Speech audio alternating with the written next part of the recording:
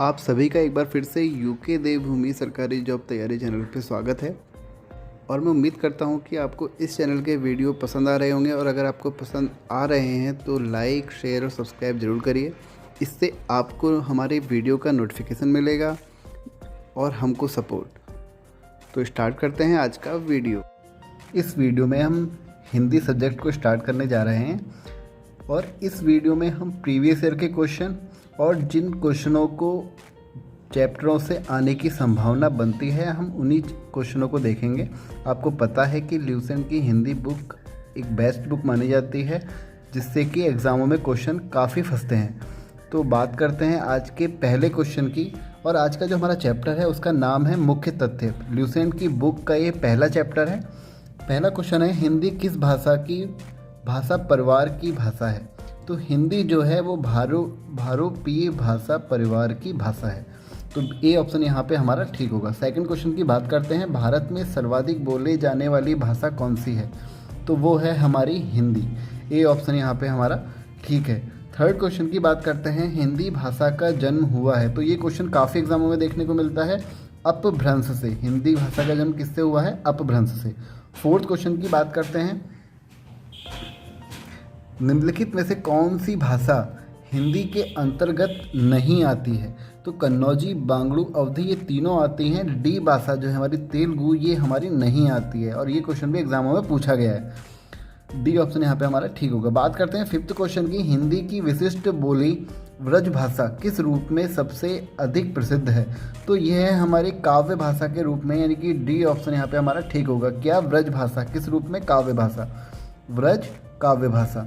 बात करते हैं अब सिक्स्थ क्वेश्चन की, भारतवर्ष में हिंदी को आप किस वर्ग में रखेंगे? ऑप्शन देखते हैं एक बार, राजभाषा, राष्ट्रभाषा, विभाषा और तकनीकी भाषा। आपको पता है कि जो हिंदी है हमारी राजभाषा के रूप में है, ना कि राष्ट्रभाषा के रूप में। और जो हमारी राजभाषा है ये आर्टिकल 343 के तहत संविधान में रखी गई है। और आर्टिकल 345 ये कहता है कि राज्य की जो राजभाषा होगी वो आर्टिकल 345 के थ्रू होती है। और अभी हमारी जो सुप्रीम कोर्ट, हाई कोर्ट की जो भाषा होती है, वो जो आर्टिकल है वो है हमारा 348 के थ्रू है। तो यानी कि 348 के through supreme court, high court की जो भाषा है वो है। और वैसे वहाँ पे कौन सी भाषा चलती है आपको पता होगा? अंग्रेजी। जैसा हम मूवी में देखते हैं हिंदी, ऐसा कोई सीन नहीं होता, वहाँ हिंदी ही भाषा चलती है। बात करते हैं सेवन्थ क्वेश्चन की, डुंडाड़ी बोली है। तो यह है पूर्वी राजस्थान की बोली है। बी ऑप्शन यहाँ पे हमारा ठीक है, पूर्वी राजस्थान डुंडाड़ी बोली है। बात करते हैं एट्थ की, ब्रज बोली नाम से जानी जाती है। तो ब्रज बोली जो है वो पुरानी बांग्ला है, उस नाम से ये जानी जाती है। एट्थ का डी ऑप्शन यहाँ पे ठीक होगा। सारे के सारे क्वेश्चन एग्जाम में पूछे जाते हैं बार बार।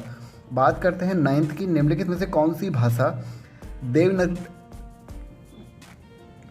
देवनागरी लिपि में लिखी जाती है? तो मराठी भाषा जो ऐसी है हमारी, वो देवनागरी लिपि में लिखी जाती है। बात करते हैं 10th क्वेश्चन की, एक मनई के दुई बेटवे रहीन, ओह माँ लहुरा अपने बाप से कहिस, दादा धन माँ जवन, हमर बकरा लागत होए तमन हमका दे दे। तो ये जो भाषा है ये किस बोली की पूछा है इसने क्वेश्चन में? ये अवधी भाषा की बोली है। ये तो आपको रटने ही पड़ेंगे ऐसे क्वेश्चन, आपको जैसे एग्जाम में आ गए। 11th क्वेश्चन की बात करते हैं, निम्नलिखित में से कौन सी भाषा संस्कृत भाषा की अपभ्रंश है? मोस्ट इंपोर्टेंट क्वेश्चन है, तो इसका आंसर होगा पाली। पाली भाषा संस्कृत भाषा की क्या है? अपभ्रंश है। देखो हिंदी के स्टूडेंट जो जिनकी बीए वगैरह में हिंदी है उनके लिए तो ये काफ़ी इजी हो जाते हैं इस टाइप के क्वेश्चन, लेकिन जो जिनका बैकग्राउंड हिंदी नहीं होता उनके लिए थोड़े टिपिकल रहते हैं। तो हमको ये क्वेश्चन अपने एग्ज़ाम के, बस हमें एग्ज़ाम पास करना है। 20 नंबर के आपको पता है हिंदी आती है, तो 20 में से हम कोशिश ये करते हैं कि हमारे 15 से 18 के बीच में नंबर आ जाएं, बस हम उसी हिसाब से इसको पढ़ रहे हैं। बात करते हैं 12th क्वेश्चन की। 12th क्वेश्चन है हमारा, अधिकतर भारतीय भाषाओं का विकास किस लिपि से हुआ है? तो ब्राह्मी लिपि ऐसी है जिससे अधिकतर जो भारतीय भाषाएँ हैं उनका विकास हुआ है। कौन सी लिपि है? ब्राह्मी लिपि है। आपने देखा होगा जो अशोक हैं उनके जो अभिलेख हैं उनमें भी ब्राह्मी लिपि का यूज़ हुआ है। अब बात करते हैं 13th क्वेश्चन की, हिंदी भाषा किस लिपि में लिखी जाती है? तो बेसिक क्वेश्चन है, आपको आना भी चाहिए। सी ऑप्शन यहाँ पे बिल्कुल ठीक है, देवनागरी। हिंदी भाषा देवनागरी लिपि में लिखी जाती है। देवनागरी लिपि में लिखी जाने वाली दूसरी भाषा कौन सी है? अभी हमने पढ़ी थी मराठी। तो दो भाषाएं हिंदी और मराठी। बात करते हैं 14th क्वेश्चन की, वर्तमान हिंदी का प्रचलित रूप है तो क्या है वो? खड़ी बोली। सी ऑप्शन यहाँ पे बिल्कुल ठीक होगा। बीएड में पूछा गया है। आप ये सिर्फ बीएड को देख के ना चलिए, ये हमारे कॉम्पिटिशन एग्जाम में भी काफ़ी एग्जाम में पूछे जाते हैं। तो वर्तमान हिंदी का प्रचलित रूप खड़ी बोली। 15th क्वेश्चन, हिंदी भाषा की बोलियों के वर्गीकरण के आधार पर छत्तीसगढ़ी बोली है, कैसी है? पूर्वी हिंदी।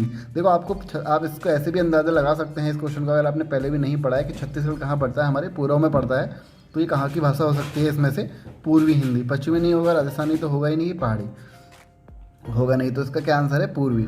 बात करते हैं 16th क्वेश्चन की, निम्नलिखित में से कौन सी पश्चिमी हिंदी की बोली नहीं है?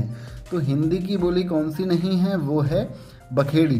बघेली जो है पश्चिमी हिंदी की भाषा नहीं है। मुंदेली, ब्रज, कन्नौज, ये आपको पता है तीनों कहाँ पढ़ते हैं? पश्चिम में पढ़ते हैं हमारे भारत के। ये हमारा पश्चिम में नहीं पड़ता। बघेली जो है हमारा पश्चिमी हिंदी की बोली नहीं है। तो डी ऑप्शन यहाँ पे ठीक है। 17th क्वेश्चन की बात करते हैं, निम्नलिखित संविधान में किन अनुच्छेदों में राजभाषा संबंधी प्रावधानों का उल्लेख है? तो मैंने आपको भी बताया था आर्टिकल 343 में राजभाषा का उल्लेख है। तो यहाँ पे एक ही ऑप्शन मैच कर रहा है, 343 से 351। तो ए ऑप्शन यहाँ पे हमारा बिल्कुल ठीक होगा। बात करते हैं 18th क्वेश्चन की, दक्षिणी भारत हिंदी प्रचार सभा का मुख्यालय कहाँ पर स्थित है? तो ये है चेन्नई में। 18th का सी ऑप्शन यहाँ पे हमारा ठीक है। दक्षिण भारत का जो हिंदी प्रचार सभा का मुख्यालय कहाँ पर है? चेन्नई। 19th क्वेश्चन की अब बात करते हैं, हिंदी भाषा के विकास का सही अनुक्रम कौन सा है? तो सबसे पहले पाली, फिर प्राकृत, फिर अपभ्रंश, फिर हिंदी। तो यानी कि आपको याद रखना है कि हिंदी से पहले क्या आई थी? अपभ्रंश, उससे पहले क्या आई थी? प्राकृत, उससे पहले क्या चलती थी? पाली। अच्छा, आपको अगर पता है कि गौतम बुद्ध यानी कि जो बुद्ध धर्म में जो भाषा का यूज़ हुआ है और जो जैन धर्म में भाषा का यूज़ हुआ है, अगर आपको पता है तो आप मुझे प्लीज़ कमेंट करके उसको बताइए। 20 क्वेश्चन की हम बात करते हैं, संविधान के अनुच्छेद 351 में किस विषय का वर्णन है? तो उसमें क्या है? ऑप्शन एक बार और देख लेते हैं अच्छे से। संघ की राजभाषा उच्चतम न्यायालय की, तो इसका आंसर होगा हिंदी के विकास के लिए निर्देश दिया गया है अनुच्छेद 351 में। आर्टिकल 351 में बोला गया है हिंदी का जो विकास है उसके लिए निर्देश दिए गए हैं। तो 20 का डी ऑप्शन यहाँ पे हमारा ठीक होगा। बात करते हैं 21 क्वेश्चन की, व्रज भाषा है। व्रज भाषा कहाँ की भाषा है? पश्चिमी हिंदी। तो व्रज भाषा पश्चिमी हिंदी है। 21 का बी ऑप्शन यहाँ पे ठीक होगा। ये देखिए आप टीजीटी 2005, ये भी टीजीटी 2005, उससे पहले नेट जेआरएफ में आया था क्वेश्चन। तो ये क्वेश्चन बार बार रिपीट होते हैं, आपको इनको अच्छे से याद रखना है, बार बार इनको देखना है। मगही किस उपभाषा की बोली है? तो जो मगही है वो बिहारी है, बिहारी भाषा की बोली है, ये आपको पता होगा। प्रवक्ता के एग्जाम में क्वेश्चन पूछा गया है, प्रवक्ता भर्ती 2005 में। मगही कहाँ की है? बिहारी। अब बात करते हैं 23 क्वेश्चन की, हिंदी खड़ी बोली किस अपभ्रंश से विकसित हुई है? तो आंसर होगा ऑप्शन सी, शौर सैनी अपभ्रंश से हिंदी खड़ी बोली जो है विकसित हुई है। 24 क्वेश्चन है हमारा, ये इससे पहले वाला क्वेश्चन भी देखिए, प्रवक्ता भर्ती में पूछा गया है, ये वाला रेलवे में पूछा गया है। तो भाषा के आधार पर भारतीय राज्यों की पुनः संरचना की गई थी कब? 1956। आपको पता होगा आंध्र प्रदेश पहला राज्य था। तो 24 का डी ऑप्शन यहाँ पे बिल्कुल ठीक है। 1956 में भारतीय राज्यों की पुनः संरचना की गई थी, क्या आधार मानकर? भाषा को आधार मानकर। अब बात करते हैं 25th क्वेश्चन की। अच्छा, उससे 24th में जो आयोग था, उस आयोग का अगर आपको नाम पता है तो प्लीज़ मुझे बताइए। 25th है हमारा, भाषाई आधार पर सर्वप्रथम किस राज्य का गठन हुआ है? तो ऑप्शन एक बार चेक करते हैं। देखो इसमें आंसर होगा हमारा डी ऑप्शन, आंध्र प्रदेश। तो आंध्र प्रदेश सबसे पहला राज्य था जो भाषाई आधार पर इसका गठन हुआ था, जैसा कि मैंने आपको भी बताया अभी। 25th क्वेश्चन है हमारा, बघेली। देखिए फिर ये रिपीट हुआ है क्वेश्चन, बघेली किस भाषा की, बघेली बोली का संबंध किस उपभाषा से है? तो ये है पूर्वी हिंदी। जैसा कि हमने अभी पहले पढ़ा था, मैंने आपसे बार बार कहा था कि क्वेश्चन क्या हो रहे हैं, रिपीट हो रहे हैं, तो हमको इनको एक बार देखना जरूर है। 27th क्वेश्चन है हमारा, किस तिथि को हिंदी को राजभाषा बनाने का निर्णय लिया गया था? तो 14 सितंबर 1949, ये डेट आपको एग्जैक्ट याद रखनी है। ऑप्शन सी यहाँ पर 14 सितंबर 1949, बहुत एग्जामों में ये पूछी जाती है। एज इट इज उठ के डेट आएगी, आपको ये याद रखनी है, 14 सितंबर 1949। 28 क्वेश्चन है हमारा, वर्ष 1955 में गठित प्रथम राजभाषा आयोग के अध्यक्ष थे कौन थे? बीजी खेर पहले राजभाषा आयोग के वो अध्यक्ष थे 1955 में, जब ये गठित हुआ था राजभाषा आयोग, तो कौन थे? बीजी खेर। बात करते हैं 29 क्वेश्चन की। भारतीय संविधान की 8वीं अनुसूची में शामिल भाषाओं की संख्या है कितनी है? 22। ये तो खैर आपको पता ही होगा कि संविधान में शामिल 8वीं अनुसूची में कितनी भाषाएं हैं? 22। बात करेंगे 30 क्वेश्चन की। अब हिंदी की आदि जननी है कौन है? सबको पता है हिंदी की आदि जननी कौन ही है? संस्कृत। अब बात करते हैं 31 की। 8वां विश्व हिंदी सम्मेलन 2007 का आयोजन स्थल था। तो 8वां जो हुआ था वो हुआ था न्यूयॉर्क में 2008 में, 2007 में। उसके बाद 2000 ये हुआ है 12 में, हर 5 साल में होता है, नहीं हर 3 साल में होता है, सॉरी। तो जो 2012 में हुआ है वो हुआ था जोहान्सबर्ग में। फिर अब जो हमको याद रखना है वो है 11वां विश्व हिंदी सम्मेलन। वो कहाँ पे हुआ था? 2018 में हुआ है ये, और ये हुआ है मॉरिशस में। तो आपको याद रखना है 11वां विश्व हिंदी सम्मेलन कहाँ हुआ है? मॉरिशस में हुआ है। अभी हमारा जो अगला होगा वो 2021 में अब होगा। तो अब जहाँ भी होगा वो हमको नाम याद रखना पड़ेगा। अभी तो फिलहाल कहाँ पे है? मॉरिशस। 32 निम्नलिखित में कौन भारोपीय परिवार की भाषा नहीं है? तो कौन सी इसमें भारोपीय परिवार की भाषा नहीं है? आपको सबको देख के अंदाजा आ जाएगा कौन सी मलयालम भाषा जो है भारोपीय परिवार की भाषा नहीं है। तो 32 का यहाँ पे सी ऑप्शन बिल्कुल ठीक है। बात करते हैं 33 की। हिंदी दिवस इस दिन मनाया जाता है। मैंने आपसे कहा था आपको ईयर याद रखना है 14 सितंबर 1949। तो बी ऑप्शन यहाँ पे हमारा ठीक होगा। हिंदी दिवस हम 14 सितंबर को मनाते हैं। 33 का बी ऑप्शन। 34 क्वेश्चन है हमारा, विकास की दृष्टि से प्राकृत की पूर्वकालीन अवस्था का नाम है। तो क्या है? उसका नाम है हमारा पाली। विकास की दृष्टि से प्राकृत की उससे पहले कौन सी भाषा आई है? पाली आई है। जैसे कि हमने अभी देखा भी था इनका जो क्रम है, इस क्वेश्चन में हमने इनका क्रम देखा था। पहले जब अभी जो है हिंदी से पहले कौन आई थी? अपभ्रंश से पहले प्राकृत से पहले पाली। इसलिए हमको इनका सीक्वेंस याद रखना है, पाली, प्राकृत, अपभ्रंश, हिंदी। और अगर संस्कृत होता तो संस्कृत और भी इससे एक पहले आता। अब बात करते हैं अगले क्वेश्चन की। मैं बार बार इसलिए बोलता हूँ कि बार बार बोलने से हमें क्या हो जाता है कि चीज़ें याद हो जाती हैं। अगला क्वेश्चन है पश्चिमी हिंदी की 2 बोलियों का सही युग्म है। तो पश्चिमी हिंदियों की जो सही बोलियों का युग्म है हमको देखना है। कन्नौजी अवधी नहीं हो सकता, और ब्रज बघेली नहीं होगा। छत्तीसगढ़ तो खैर पूर्व में हो गया। खड़ी बोली बुंदेली। तो इसका आंसर होगा 35 का डी ऑप्शन यहाँ पे बिल्कुल ठीक है। डी ऑप्शन यहाँ पे ठीक होगा। बात करेंगे 36 की। अर्धमागधी अपभ्रंश से विकसित बोली है। तो कौन सी है अर्धमागधी अपभ्रंश से विकसित बोली है? उसका नाम है बघेली।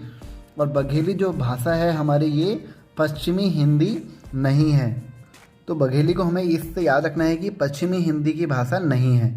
अब बात करेंगे 37 की। देवनागरी लिपि का सही विकास क्रम इसने लिखा है। हमको पूछा है कि इसमें से कौन सा सही होगा। तो ब्राह्मी लिपि, फिर गुप्त लिपि। आपको ये सीक्वेंस याद रखना है, रटने वाला है। ब्राह्मी लिपि के बाद गुप्त लिपि आई, गुप्त लिपि के बाद नागरी, नागरी के बाद देवनागरी।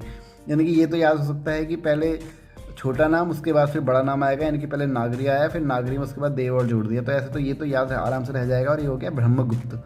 तो 37 का सी ऑप्शन यहाँ पे हमारा ठीक है। अब बात करते हैं अगले चैप्टर की, जो कि मोस्ट इंपॉर्टेंट चैप्टर है और यहाँ से हर एग्ज़ाम में क्वेश्चन पूछे जाते हैं। और क्वेश्चन भी आपके 1 या 2 नंबर के नहीं, 3 से 4 नंबर के क्वेश्चन आपके पूछे जाते हैं। तो स्टार्ट करते हैं। और इस चैप्टर का नाम है वर्णमाला, अल्फ़ाबेट। तो पहला क्वेश्चन है हमारा। मेरी कोशिश ये है कि जल्दी से जल्दी सिलेबस कंप्लीट हो जाए, क्योंकि ये एग्ज़ाम काफ़ी इन सालों में काफ़ी एग्ज़ाम होने वाले हैं। तो भाषा की सबसे छोटी इकाई है तो वो है वर्ण। पहले का डी ऑप्शन यहाँ पे ठीक होगा। भाषा की सबसे छोटी इकाई वर्ण। ये तो क्वेश्चन आपका हर एग्ज़ाम में लगभग पूछा ही जाता है, या हर एग्ज़ाम में नहीं क्या होगा तो हर तीसरे चौथे एग्ज़ाम में क्वेश्चन रिपीट हो जाता है।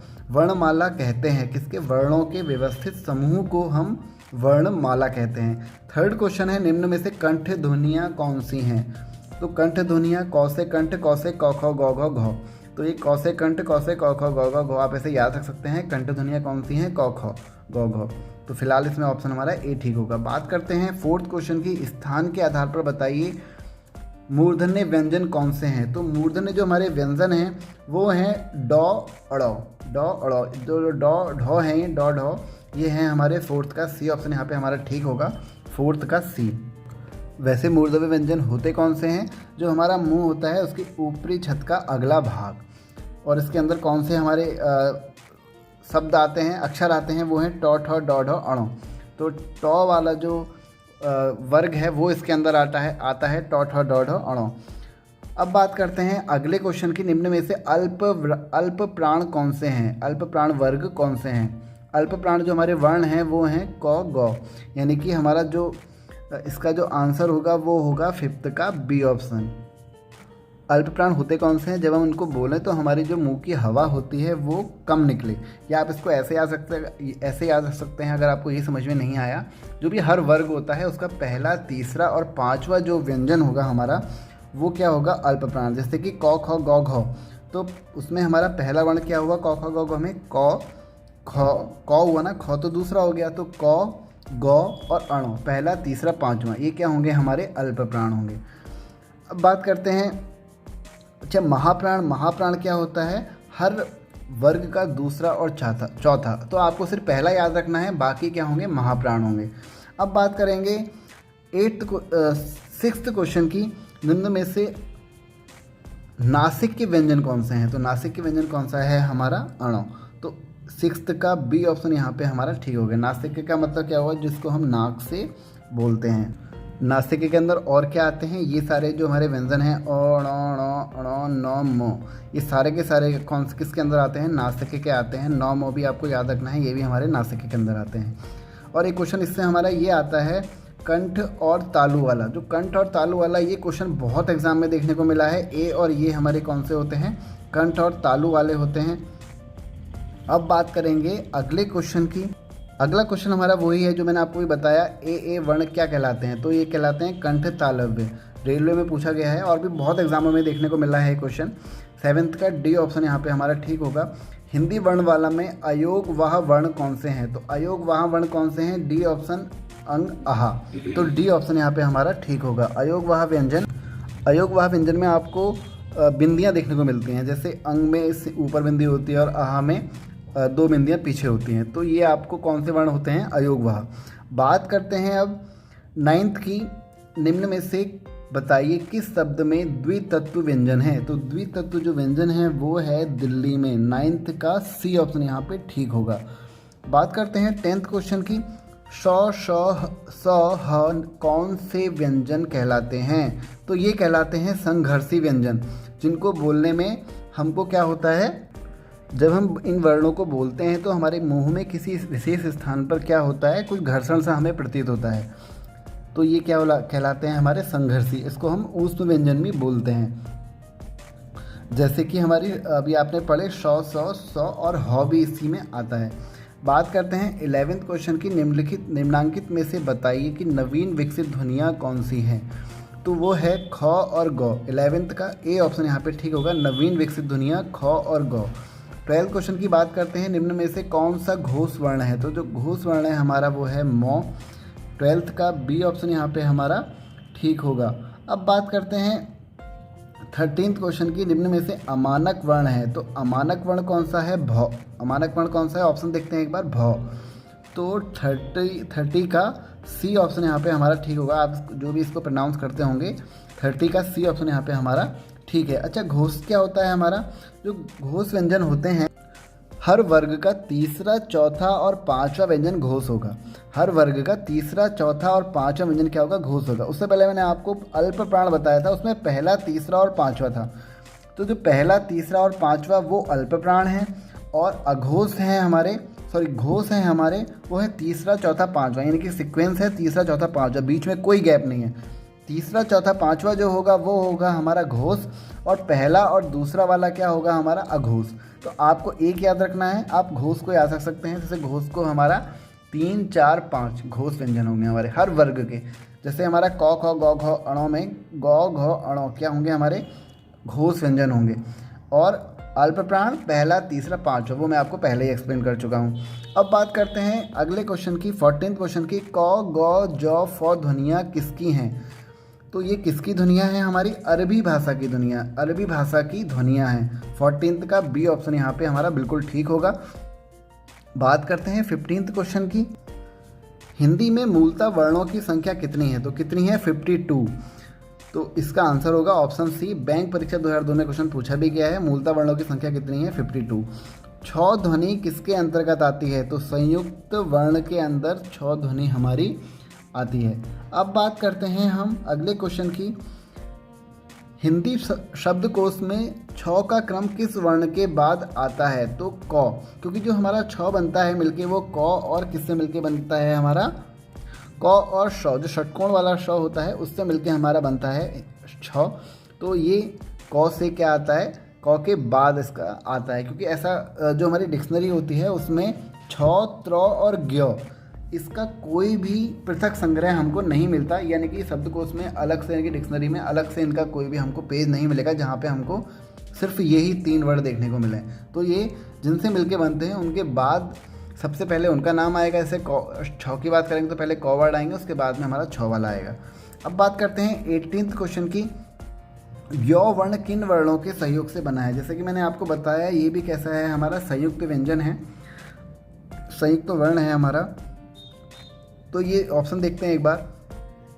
तो जो ये बना है हमारा ज और अणो के सहयोग से बना है, ज्ञ, ज और अणो। तो 18th का बी ऑप्शन यहाँ पे हमारा ठीक होगा। अगर हम त्र की बात करें तो त्र किससे मिलके बनता है? त और र, त और र से मिलके बनता है। तो अब बात करते हैं 19th क्वेश्चन की। अघोष वर्ण कौन सा है? तो मैंने आपको बताया जो अघोष वर्ण होते हैं वो पहले, हर वर्ग के पहले और दूसरे व्यंजन होंगे। जैसे क ख ग घ की अगर हम बात करें तो क ख, ठीक हो गया। अगर हम च वर्ग की बात करें तो च छ हो गया।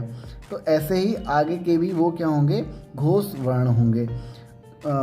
तो अब हम इसमें जो हमको ऑप्शन दिया गया है, देखो अ तो हो नहीं सकता है ना, ज तो होगा नहीं, और क्या होगा हमारा? ह नहीं होगा, स इसका आंसर होगा 19th का सी, 19th का डी ऑप्शन यहाँ पे हमारा बिल्कुल ठीक होगा। अगला क्वेश्चन है हमारा घ का उच्चारण स्थान कौन सा है? तो घ का जो उच्चारण स्थान है वो है कंठ। 20 का बी ऑप्शन यहाँ पे हमारा ठीक होगा। ये कौन से वर्ग के अंदर आता है घ हमारा? ये आता है हमारा कंठ वर्ग के अंदर आता है। जैसे कि इसको हम बोलते हैं क ख ग घ अणो। और अगर हम एक घोष सघोष की बात करें तो घ हमारा कौन सा वर्ण होगा? वो होगा हमारा अघोष, क्योंकि वो तीसरा, चौथा, पांचवा जो भी हमारा वर्ण आता है वो क्या कहलाता है? हमारा घोष व्यंजन। और अल्पप्राण पहला, तीसरा और पांचवा। तो ये वैसे कौन सा आया? ये आया हमारा महाप्राण के अंदर आया, क्योंकि अब महाप्राण कौन सा होता है? दूसरा और चौथा। तो ये चौथा हुआ, तो ये इसलिए से क्या है? महाप्राण के अंदर आया। अब बात करते हैं अगले क्वेश्चन की। निम्नलिखित में से कौन, अच्छा ये है हमारा, इनमें संयुक्त व्यंजन कौन सा है? तो जो संयुक्त व्यंजन है वो है ज्ञ। ज्ञ किससे मिलकर बनता है? अभी हमने देखा था, ज्ञ जो बनता है हमारा वो बनता है ज और अणो से मिलकर बनता है। अगला क्वेश्चन है हमारा, निम्नलिखित में से कौन सा वर्ण उच्चारण की दृष्टि से दंत्य नहीं है? तो नहीं है पूछा गया है इसमें हमारा। और जो दंत्य वाले हमारे वर्ण होता है वो कौन सा होता है? हमारा त वर्ग, त थ द ध न। त थ द ध न जो हमारा होता है वो होता है हमारा दंत्य वाला। तो दंत्य वाला त थ द ध न तो सभी इसके अंदर आ गए। कौन सा नहीं आया? ट हमारा कौन सा वर्ग होता है? ये होता है हमारा मूर्धा। हम इसको मैं आपको याद करने की एक ट्रिक बताऊंगा कि हम इनको कैसे इन वर्णों को याद रख सकते हैं। वीडियो के अंत में हम उसकी बात करेंगे। पहले हम क्वेश्चनों को एक बार देख लेते हैं। जिन शब्दों के अंत में अ आता है उन्हें क्या कहते हैं? अच्छा, जो ट्रिक है ये मेरी खुद की बनाई गई है। अगर आप किसी को पसंद ना आए तो कोई बात नहीं, आप अपनी अलग ट्रिक बना सकते हैं। तो जो हमारा अ आता है उनको हम क्या कहते हैं? उनको हम कहते हैं अकारांत। तो 23 का डी ऑप्शन यहाँ पे हमारा ठीक होगा। जिन शब्द के अंत में अ आता है उन्हें हम क्या कहते हैं? अकारांत। अयोगवाह, जैसे कि मैंने आपको बताया था, उसमें क्या होगा? हमारा अंग और आहा की जो 2 बिंदियाँ आती हैं, सिंगल बिंदियाँ होती हैं, वो हमारी होती हैं अयोगवाह वाली। तो डी ऑप्शन यहाँ पे हमारा ठीक होगा। छ वर्ण किसके योग से बना है? मैंने आपको भी बताया क और श के संयोग से, यानी कि मैंने षटकोण वाला जो श होता है उसके सहयोग से बना है छ वर्ण। तो ये क्वेश्चन काफ़ी एग्जाम में पूछे आते हैं, आप देख भी रहे होंगे। अध्यापक भर्ती 2003 और ये अभी के भी मैंने हाल के 1-2 एग्जाम में क्वेश्चन ऑलरेडी देख चुका हूँ। बात करेंगे अब हिंदी वर्णमाला में स्वरों की कुल संख्या कितनी है? तो कितनी है स्वरों की कुल संख्या? वो है 13। तो ऑप्शन डी हमारा यहाँ पे ठीक होगा, 25 का डी। निम्नलिखित में से कौन स्वर नहीं है? तो कौन स्वर नहीं है? अणो जो है हमारा वो स्वर नहीं है, 26 का डी। स्वरों की संख्या कितनी है? 13। बात करेंगे 27th क्वेश्चन की। इनमें से कौन ट वर्ग नहीं है? जो ट वर्ग नहीं है वो है हमारा घ, क्योंकि घ जो आता है हमारा क वर्ग के अंतर आता है, जिसमें हम कंठ से बोला करते हैं। अब जो हमारा घ आता है वो कौन से में वो कौन से में आता है? टॉ वर्ग आता है मूर्धन्य व्यंजन के उसमें आता है। बात करते हैं अगले क्वेश्चन की, यानी कि 28 क्वेश्चन की। हिंदी वर्णमाला में व्यंजनों की संख्या है, तो व्यंजनों की संख्या है कितनी? 33। और स्वर कितने हैं हमारे? अभी हमने देखा था स्वर हैं हमारे 13, व्यंजन है 33। इसके भी देखो लास्ट में 3 आ रहा है, व्यंजन के भी लास्ट में 3 आ रहा है, वैसे इसको याद रख सकते हैं। और वर्णों की संख्या कितनी है? वो है 52। तो जो वर्ण 52, व्यंजन 33 और स्वर कितने हो गए? 13। अब बात करेंगे अगले क्वेश्चन की, 29 क्वेश्चन की। निम्नलिखित में से कौन सा पश्च स्वर है? तो पश्च स्वर कौन सा है? अ हमारा आता है पश्च स्वर के अंदर। आप देख रहे हैं नेट JRF में क्वेश्चन पूछा गया है। 29 का ए ऑप्शन बिल्कुल ठीक है। 30 निम्नलिखित में से कौन अयोगवाह है? तो मैंने आपको बताया था अयोगवाह कौन से होते हैं, जिसमें क्या होता है अंग आह का यूज होता है और उसको हम विसर्ग के नाम से भी जानते हैं। तो 30 का ए ऑप्शन यहाँ पे हमारा ठीक है। छ ध्वनि का उच्चारण स्थान है, तो कौन सा है? तालव्य। तालव्य जो है किसका स्थान है? छ का स्थान है। कहाँ पर है? तालव्य में। तालव्य के अंदर कौन सा वर्ग आता है? चौ वर्ग आता है। चौ छ ज झ जो भी है हमारा तालव्य के अंदर आता है। और कौन से वर्ड आते हैं उनको भी एक बार देखते हैं। वो है हमारे ई, छोटा ई, बड़ा ई और य और श। चौ वर्ग तो आता ही है हमारा तालव्य में। तो ये है हमारे तालव्य के अंदर आने वाले वर्ण। अब बात करते हैं अगले क्वेश्चन की। निम्नलिखित में से कौन एक संयुक्त व्यंजन नहीं है? तो हम ये भी देख चुके हैं, छ भी जो क और श से मिलके बनता है षटकोण वाले ष से। त्र हम देख चुके हैं, त और र से मिलके बनता है। और ज्ञ हम देख चुके हैं, ज और अणों से मिलके बनता है। तो जो हमारा षटकोण वाला श है ये हमारा संयुक्त व्यंजन नहीं है, तो बी ऑप्शन यहाँ पे हमारा ठीक होगा। तालव्य व्यंजन, तालव्य व्यंजन हमें पता है कौन सा वर्ग आता है? चौ वर्ग। तो छ छ ज झ हमारा क्या होगा? ए ऑप्शन बिल्कुल ठीक होगा। य र ल व किस वर्ग के व्यंजन है? तो जो य र ल व हैं हमारे ये हैं अंतस्थ व्यंजन। तो 34 का सी ऑप्शन यहाँ पे हमारा ठीक होगा। अनुनासिक का संबंध होता है, तो अनुनासिक का संबंध होता है नाक और मुंह दोनों से होता है अनुनासिक का संबंध। 35 का सी। इसकी जो हमारी ट्रिक है उसके बारे में हम बात करते हैं। कच्चा टमाटर तब गया, एक बार मैं आपको बाद में एक्सप्लेन करता हूँ, पहले हम एक बार क्वेश्चन को कंप्लीट कर लेते हैं। इस क्वेश्चन है हमारा अनुनासिक व्यंजन होते हैं, तो कौन से होते हैं?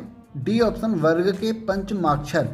डी ऑप्शन यहाँ पे हमारा ठीक होगा। अनुनासिक व्यंजन होते हैं, ये होते हैं हमारे अनुनासिक स्वर जो हैं हमारे कौन से? अंग, आह, ई जो है आदि हमारे यहाँ हवा मुंह के साथ साथ नाक से भी निकलती है, उनको हम क्या बोलते हैं? अनुनासिक स्वर। अब बात करते हैं अगले क्वेश्चन की।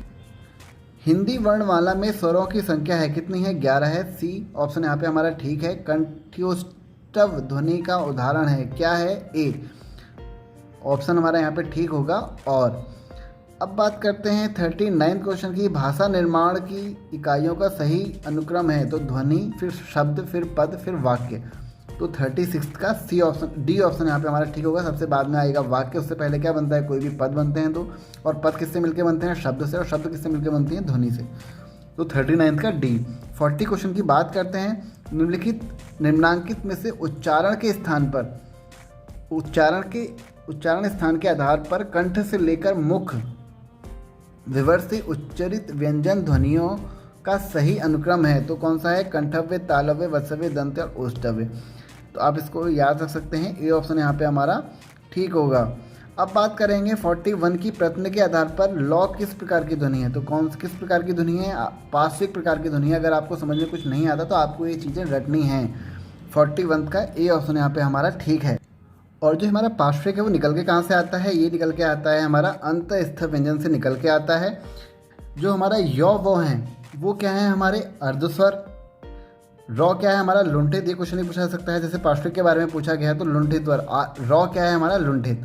लॉ क्या है? पार्श्विक। और अर्धस्वर, ये क्वेश्चन भी काफ़ी पूछा गया है। अर्धस्वर कौन से हैं? य और व।